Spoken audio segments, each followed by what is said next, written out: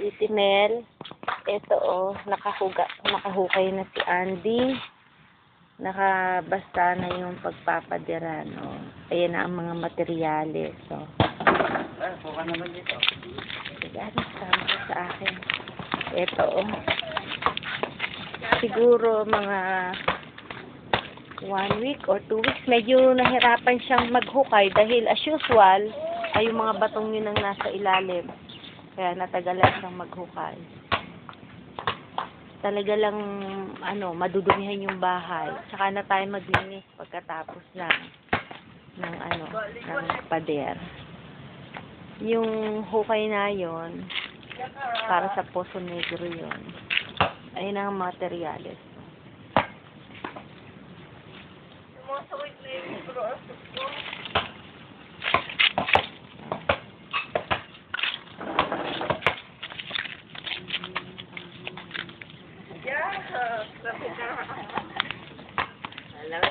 Naglalaro yung dalawang bata. Si Jad, ito, injury. Nasubsob o nasugatan ng baba. Hello. Yung pangalawa, pag bibili kami ng mga gamit. Tiga mo, may bago na naman tinatay yung bahay malapit sa'yo. Nagsabi ng guard, 5 daw ang bagong tinatayo at ika-6 daw yan. Ito yung kalye.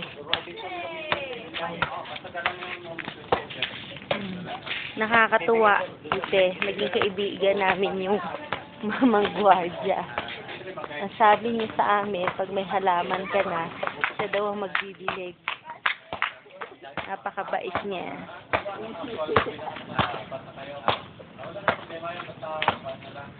Nawala tuloy sa mood si Little Boy, nasubsob. May sugat sa noo, sa baba, at saka sa pisngi. Oh. Wawa naman si Little Boy. Inip pa naman siya ng pagpunta dito pagkatapos na aksidente naman. Tayong dalawa, pupunta tayo sa slide, ha? Pakikita natin sa Tita Mel, ha? Oh. Okay? Dito na lang muna, tapos i-video ko yung playground para may idea ako ng itsura ng playground ngayon.